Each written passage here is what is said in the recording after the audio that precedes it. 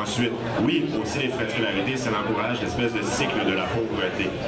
Lorsque vous venez d'une famille à faible revenu, d'une famille à sécurité sociale, que vos parents n'ont pas été à l'école et qui vous ont moins motivés, après ça, lorsqu'on hausse les frais de scolarité, ça ne vous motive pas à y aller. Et ce qu'on voit aussi, c'est bien beau le dire, tout le monde devrait y aller, c'est un investissement rentable. Dans les faits, les gens ont peur de l'endettement, particulièrement les personnes à faible revenu. Ce qu'on voit, c'est que lorsqu'on hausse les frais de scolarité, les gens y vont moins. Ensuite, s'il y a des gens qui ont pu, par exemple, entre autres des femmes, en 77, partir de la Côte-Nord pour aller étudier à Montréal, c'est que les frais de scolarité étaient abordables. Donc, les étudiants des régions éloignées ont moins de chances de pouvoir aller à l'université si on hausse les frais de scolarité parce que ça représente encore plus de coûts. Les étudiants de première génération aussi, donc les étudiants dont les parents n'ont pas été à l'université, sont encore plus défavorisés par une hausse des frais de scolarité parce qu'ils sont moins stimulés à ce niveau-là. Aussi, il y a un chercheur, c'est Michael Connolly, qui a démontré que dans les provinces où ils ont gelé les frais de scolarité, les écarts entre les riches et les pauvres, entre les classes sociales, se sont amoindris, tandis que dans les provinces où ils ont haussé les frais de scolarité, ces écarts-là se sont creusés. Donc, si on veut faire un choix d'une société plus équitable, d'une société plus solidaire, il faut garder de bas frais de scolarité.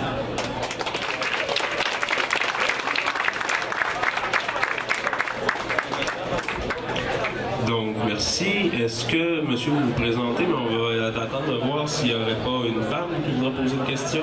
S'il n'y en a pas, on va prendre des questions. Oui, mademoiselle, allez-y. Nous reste du temps pour 2 questions, donc monsieur, restez pas loin. Vous parlez d'exemples avec vous, de votre mère, de vous-même, de vous. Et moi, ma question, c'est est-ce que c'est généralisé? Est-ce que tout le monde peut se permettre d'avoir une bourse après? Tout le monde peut se permettre de travailler 40 heures ou pas? Depuis tout à l'heure, vous dites des exemples comme quoi que vous avez une bourse, que vous travaillez 40 heures semaine et tout. Moi, ma question, c'est est-ce que tout le monde, est-ce que c'est pas juste une exception ou c'est une généralité? Est-ce que tout le monde peut se permettre d'avoir des bourses, des prêts et travailler 40 heures semaine? C'est vrai que la moyenne représentative, vous corrigerez si j'ai tort, c'est 15 à 20 heures par semaine selon les dernières statistiques. Puis les étudiants vont travailler beaucoup plus l'été. Si moi je travaille 40 heures par semaine, c'est ma décision personnelle. C'est que j'ai déjà d'autres diplômes qui me permettent de juste me concentrer sur mes cours de concentration. J'ai pas un horaire de 40 heures par semaine d'école, j'ai 15 heures de cours par semaine. C'est ce qui me permet d'aller chercher de l'expérience de plus, mais sinon, tout étudiant que les parents passent $1 demi-million par année sont éligibles aux prêts et bourses. Tout le monde y est éligible. Quand on provient de classes défavorisées, parce que les parents sont proches ou autour du seuil de pauvreté, vont se voir bonifiés par les prêts et bourses et surtout des bourses pour que leur droit de scolarité soit de zéro. Donc, il faut dire aussi que les étudiants issus de classe sociale inférieure, c'est une minorité. Puis ces étudiants-là, les droits de scolarité n'ont aucun impact. Leurs droits de scolarité vont toujours rester de $0, vont être bonifiés en bourse, comme par exemple mon colocataire qui vient d'une famille complètement dysfonctionnelle. Lui n'engendrera pas de dette d'études qui va l'amener à décrocher. S'il décroche, ça va être pour d'autres raisons, d'autres facteurs, parce qu'il n'y a pas juste un facteur économique qui amène un étudiant à décrocher, mais les prêts et bourses sont accessibles à tout le monde. Il n'y a pas un élitisme pour les prêts et bourses. Ben, c'est une nouvelle question ou... Oui, allez-y. Vous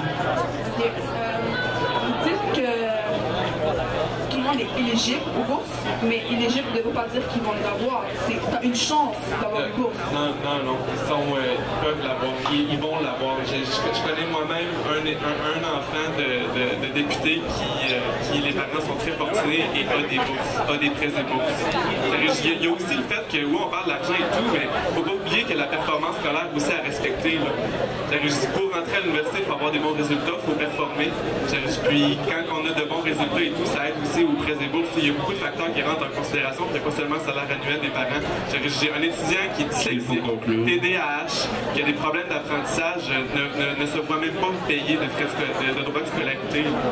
J'ai un enfant qui a un trouble d'apprentissage, en plus d'avoir un trouble, des problèmes économiques, je ne paie rien. Je ne paie aucun droit de scolarité. Les gens qui se voient accorder seulement que des prêts, c'est qu'ils sont jugés, que le document a peut-être été mal rempli aussi, les gens qui seulement se voient offrir des prêts sont jugés par le système qui peuvent assumer les frais périphériques. Puis ceux qui se voient octroyer seulement que des bourses et qui sont jugés vraiment... le droit à la scolarité est un droit. Les personnes issues de classes inférieures ont droit à avoir les droits de scolarité. C'est des tableaux qui sont comparables. Si mes collègues ici le mettent en... On dépasse de beaucoup de temps de conclusion. J'ai eu une distraction, mais c'est fini. Messieurs, vous voulez intervenir? Oui, mais juste quelque chose que je tenais à préciser, c'est que c'est faux de prétendre que tout le monde est éligible au programme de Présibourse, c'est-à-dire que, comme Madame le soulignait, on peut faire une demande, mais dès que notre famille fait un revenu de 60 000 $, on n'est plus éligible au volet bourse, et à partir d'un revenu d'environ 80 000 $, on n'est éligible ni au volet prêt, ni au volet bourse. Donc, ce qui fait, et pour preuve, 80% des étudiants universitaires ne sont pas admissibles aux bourses du gouvernement du Québec, et 40% ne sont pas admissibles au prêt. Donc, c'est qu'il faut faire attention. On ne peut pas dire que les Présibourses, c'est une solution magique et que ça règle tout. Dès qu'on entre dans la classe moyenne, on n'a plus accès à cette aide. Tout à l'heure, il y avait un monsieur, avant vous, monsieur en chandail bleu, il y avait un monsieur en chemise blanche, me semble-t-il. Il est disparu. Donc, j'invite quelqu'un d'autre à se présenter. Est-ce que, d'abord, pour savoir, on se rapproche de la demi, est-ce que vous êtes prêts à entendre au moins 2 autres questions? Vous n'avez pas d'engagement pour... Ça vous irait? Parfait. Donc, monsieur, allez-y, puis... Bonjour, je me présente, Laurent, je suis étudiant ici. J'aimerais savoir la principale raison pourquoi il y a une hausse des frais de scolarité, c'est pour rendre nos universités plus concurrentielles au niveau de l'Amérique du Nord. Pourtant, le rôle premier de l'université, c'est pas de fournir une main-d'œuvre qualifiée pour le Québec et non pour l'Amérique du Nord. Est-ce que quelqu'un... Oh. Écoutez, nous, OK. Êtes-vous d'accord avec moi sur le fait que nous avons besoin de médecins? Oui, bon. Ces médecins-là, ils sont passionnés par leur sujet. Ils trippent médecine, ils trippent sur le corps humain, ils aiment ça disséquer, etc. Ils aimeraient. En plus d'aimer ça, disons qu'ils offrent un service essentiel, soigner les malades. Donc, on peut être passionné et j'entends aussi être utile à la société. Également, malheureusement, à chaque année, on fournit 15 000 diplômés québécois qui prennent la décision volontaire de quitter le Québec vers les autres provinces canadiennes. Et ça, 15 000 diplômés par année, c'est un problème majeur lorsqu'ils quittent parce que les opportunités d'emploi ici ne sont pas suffisantes. On va laisser les intervenants répondre. 15 000 fois l'argent dépensé par les contribuables. S'il vous plaît, on va laisser... Non, on a une question qu'il faut vider. Donc, M. Grenier, si vous voulez intervenir, allez-y maintenant. Oui, dans le fond, moi, si... moi, en tant qu'étudiant et en tant que contribuable du Québec, si la valeur de mes diplômes ici diminue, moi, c'est dommage. Je me considère compétent pour le réseau de la santé. J'ai fait des choses incroyables jusqu'à présent. Si je dois sortir du Québec pour aller obtenir un diplôme de qualité, je vais le faire. Le financement sert à maintenir compétitif nos diplômes d'ici, pas parce qu'on va aller chercher une clientèle, on veut rendre ça pour les gens qui ont plus d'argent. C'est que si la hausse ne passe pas, je dis, ben, non seulement que l'UQAM ne se classe pas parmi les 400 meilleures universités, mais elle va décaler encore plus. Nos diplômes déjà qui valent rien vont encore valoir plus que rien. Merci, messieurs. Donc, toujours sur le sujet des médecins, on a en effet un problème d'exode des médecins au Québec, mais je pense que c'est un sujet qui n'a pas exactement à voir avec les frais de scolarité à l'université. Il faut également faire attention parce qu'il n'y a même pas 15 000 diplômés en médecine chaque année au Québec. Dans un second ordre d'idée... 15 000 diplômés, toutes disciplines confondues. D'accord, merci. Donc, on est toujours sur le sujet des médecins.